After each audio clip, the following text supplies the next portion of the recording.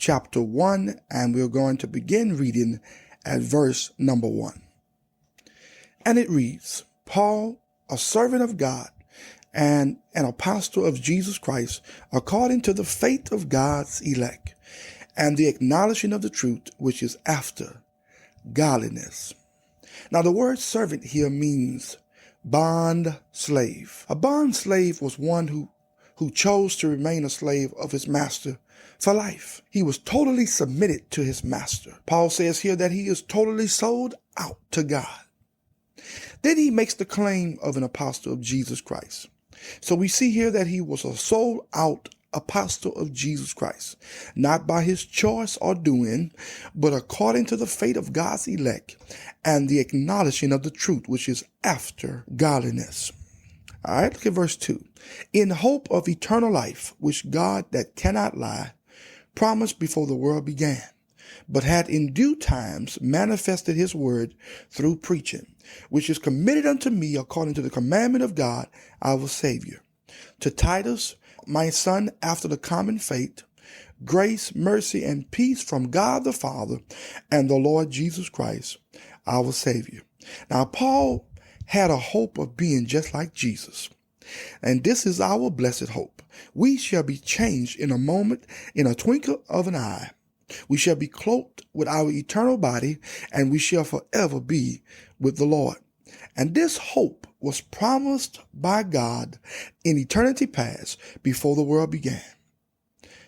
This tells us that the blueprint of what has happened till now and of what will happen was already completed before Genesis 1:1 in the mind of God. And then Paul addresses Titus. He calls him his son after the common faith. Now, the common faith is the word of God, which is shared by all believers. Verse 9, for this cause left I thee in Crete, that thou shouldest set in order the things that are wanting, and ordain elders in every city, as I had appointed thee. Now, the island of Crete was one of the largest islands in the Mediterranean Sea, and it consisted of many cities. There were Christians who came to Christ through the preaching of Paul and Titus in every city of that island. So Paul gives instructions to Titus. Paul had left Titus behind with the authority to organize local churches with elders as their spiritual leaders. All right, look at verse 6. If any be blameless, the husband of one wife, having faithful children, not accused of riot or unruly. For a bishop must be blameless, as the steward of God, not self-willed, not soon angry, not given to wine, no striker, not given to filthy lucres, but a lover of hospitality, a lover of good men, sober, just, holy, temperate, holding fast the faithful word as he has been taught, that he may be able by sound doctrine both to exhort and to convince the gainsayers. Now here Paul gives the requirements for the men who are to hold this office. Number one, he must be blameless. In other words, his life must be above reproach. It means that any accusation that is brought against him must not be found to be true. All right. Number two, he must be the husband of one wife. This is a very controversial statement here. You know, there are some who takes the belief that an elder cannot remarry. Then there are those who take the belief that Paul is saying that the elder must be the husband of one wife at a time. I personally believe the latter one, because in Paul's day, it was common for a man to have more than one wife at a time. Someone may say, I don't agree with you, Dr. Tezeno. Well, you are entitled to that. But let's look at these words very carefully. It says the husband of one wife. If an elder marries and his wife becomes unfaithful, she commits adultery. Let's use this for an example. And he chooses to divorce her on that ground. He can, according to Matthew chapter 5 and verse 32. And if he remarry, guess what? He is still the husband of one wife. Now, how is that?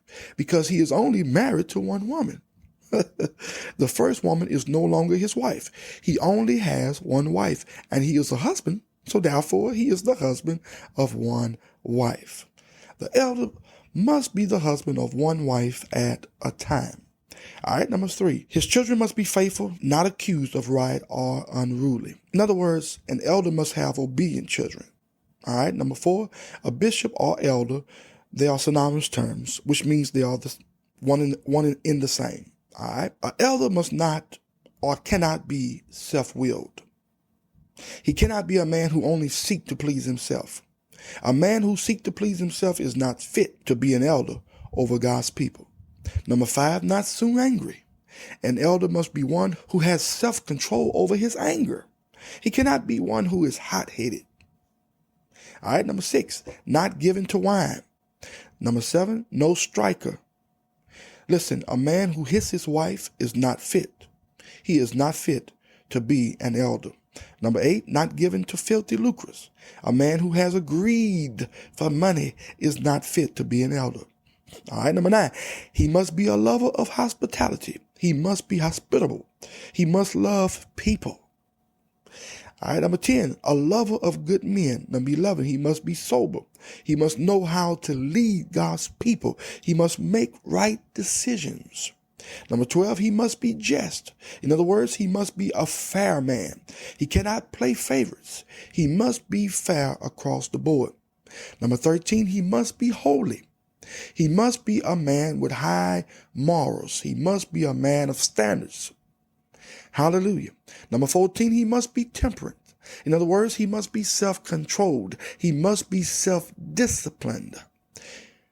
And number 15, he must hold fast the faithful word as he had been taught. He must keep the faith. He must keep the apostles' doctrine, the word of God. An elder must never ever detour from God's word. And he must keep the word of God for 2 reasons. Number 1, to be able to teach the word of God. And number 2, and to be able to confute or refute the heretics. An elder must be skilled in the word. He must be Bible trained. Therefore, an elder should thoroughly know the word of God and must also be a doer of God's word. Verse number 10. For there are many unruly and vain talkers and deceivers, especially the day of the circumcision, whose mouths must be stopped, who subvert whole houses, teaching things which they ought not, for filthy lucre's sake. Now here we have a picture of the false teachers who were troubling the Cretan saints, coming against the apostles' doctrine. Paul says that these false teachers are undisciplined, vain talkers, which means are empty chatterers, saying many words but yet saying nothing, and their mouths must be stopped. These false teachers had overthrew families, bringing families into their falsehood by teaching them things that was against the word of God, and they did it for money. Paul says they must be stopped. Listen, falsehood cannot compete. It can't win against a skilled elder or elders in the word of God. All right, look at verse 12. One of themselves, even a prophet of their own, said, the Cretans are always liars, evil beasts, slow bellies. This witness is true. Wherefore rebuke them sharply, that they may be sound in the faith. Now here Paul gives Titus instructions to be more strict than usual with these new converts in Crete because of their background, so that they would be sound in the faith, sound in the word of God. The unsaved Cretans were rude and cruel by nature, and they were also lazy gluttons. This is the type of environment the new converts has just come out of, and Paul wanted to make sure that they did not return to their old ways. So he tells Titus to be extra hard on them in order to keep them focused, unmovable, sound in the faith. All right, look at verse 14. Not giving heed to Jewish fables and commandments of men that turn from the truth. Now, here we see Paul instructing Titus to do 2 things. Number 1, to keep the Cretan Christians from Jewish fables. And number 2, to keep them from the commandments of men which turn from the truth. Now, Jesus rebuked the religious rulers for adding traditions to God's law. And that is what Paul is saying here. Titus was to keep the people of God in Crete from the traditions of religious leaders. All right, look at verse 15. Unto the pure all things are pure, but unto them that are defiled and unbelieving is nothing pure. But even their mind and conscience is defiled.